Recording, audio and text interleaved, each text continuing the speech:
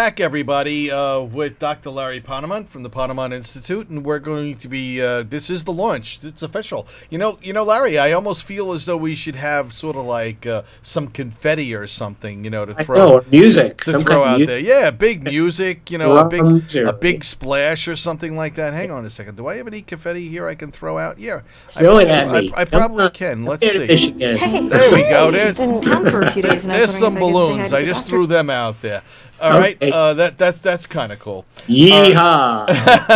Well, this is our launch, and this is kind of important. And it's kind of big to Yes. everybody. Ron has just come in, and he said he posed this question: what types of businesses would be included in the survey?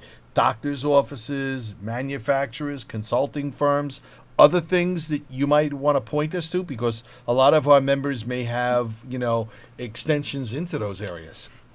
Yeah, see, I think it's all of the above. When we think about a small business, it could be a car dealership, for example. It could be a dentist's office. It could be a small bagel shop on 108th Street. It could be any of these organizations. You have a computer, you're collecting money, you have, credit card transactions.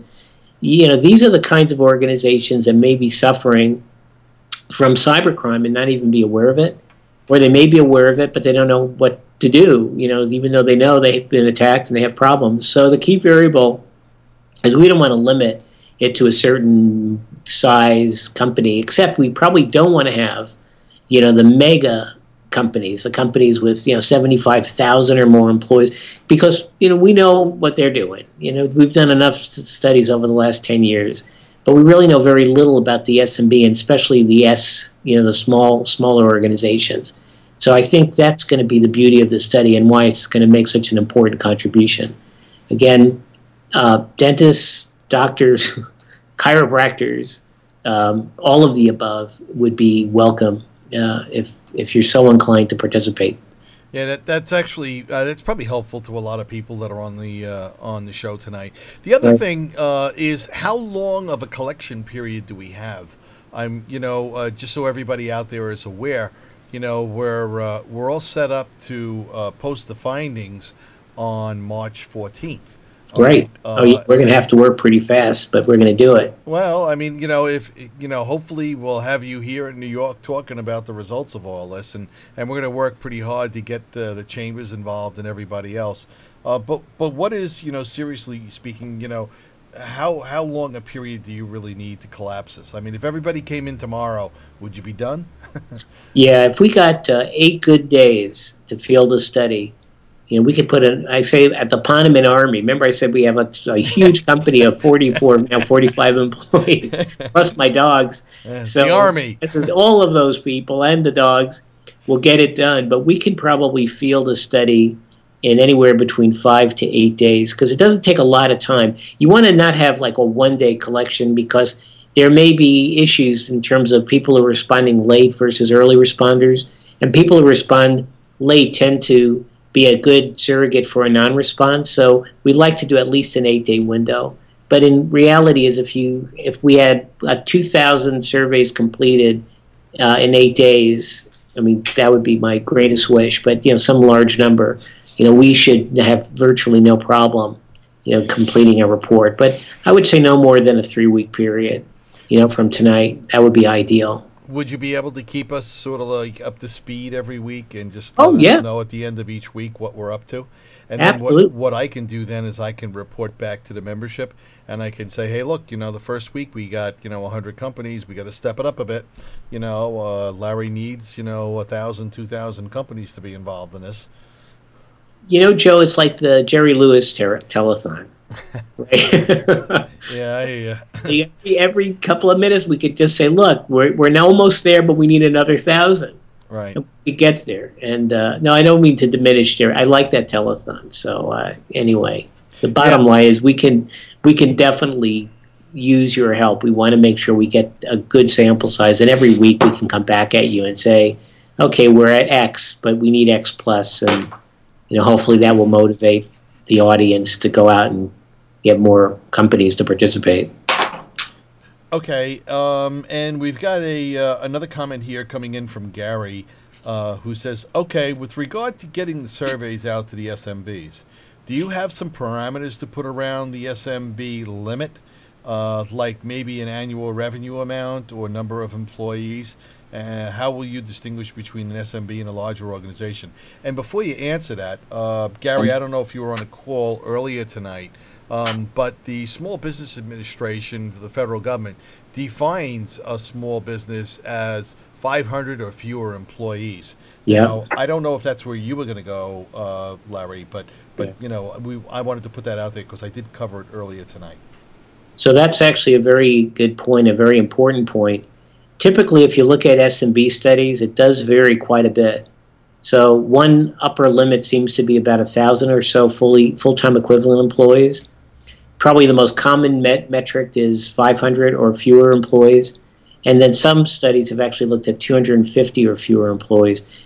I'm going to take the 1,000 or fewer employees. The reason is I don't want to exclude anybody right now. So to keep the sample size large and to make sure that we are not excluding an interesting set of findings, let's say 1,000 or fewer. But in reality, that 500 number is probably a better guesstimate, if you will, of what an SMB is. Okay, that sounds good, Gary. I hope that answered your question out there. Thanks, Gary. Yep. And if anybody else has any comments or questions, now's the time to do it. In the meantime, while we wait for that to come in, another important thing, because we are InfraGard and who we are. All right. Our members from New York across the country are always concerned about propriety, integrity, and that everything is above the fold, so to speak. All right. How do we ensure that there's not double companies calling up or somebody trying to somehow tilt the survey one way or another? Yeah. So that is who asked that question, by the way? It's a great question. That would be me. Oh, well, me too. Good job. Okay. So here is the issue. In reality, it's one of the hardest parts of survey research is to make sure that you don't have the professional survey taker. Let me tell you who that is. It's a person who lives on Starbucks $10 gift certificates or, whatever, the gift you get for completing a study. There are technologies that we, in fact, use, like device fingerprinting, that, in fact, are used for security to be able to ensure that a person that responds from a given device, they're not responding more than once. We actually do reliability checks. There are about 4 or 5 secret sauces that we deploy. I can't even tell you what they are because it wouldn't be secret anymore. But we basically do that in order to prevent us from having a response that is heavily skewed one way or that is, in fact, as I said, more than, just the motivation is to collect the free gift or the coupon or to participate in the lottery. So we know these issues exist, and we basically have procedures to ensure that the probability of that occurring is low. But it's not a zero. There are times, and it has happened over and over again to us and every other research company in the universe, that where the respondent is not necessarily qualified to respond. And if that occurs, hopefully it's just one voice out of thousands, so that it's not an overwhelming finding that changes or skews our results. But it could happen. But we're very, very careful. And I should say that the technologies that are available, like device fingerprinting, are a lot better than they were a couple of years ago, and they didn't even exist beyond that. So these types of technologies are making it a lot less likely that someone can slip in a bad survey.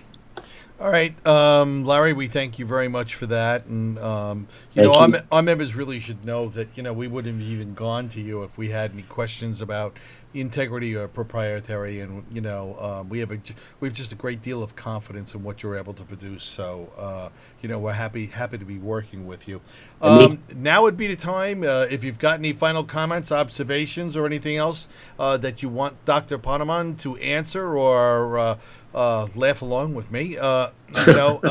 Now's the time to do it, everybody. All right, because we're just about at the closing of our program. So speak up or forever hold your peace until the next time we have Dr. Ponemon in New York City in March. Yay! Right? Yeah, that would be fun. All right, I'm not seeing anything come up on the chat, Larry.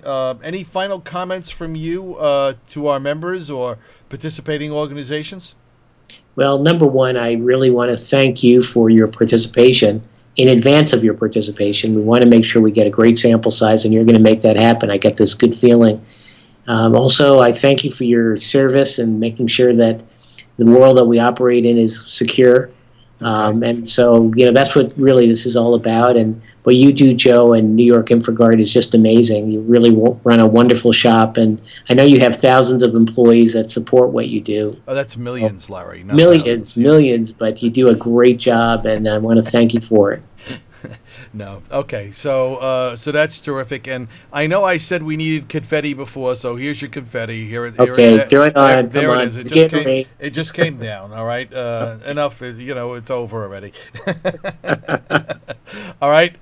Dr. Larry Ponemon, thank you very much for coming on with us today. And Thank we certainly you. do appreciate it. And the study is officially launched, everyone. Yay, we did it. There we go. And we're off and running to the races. Larry, have a great evening. And Yes. thank you once again.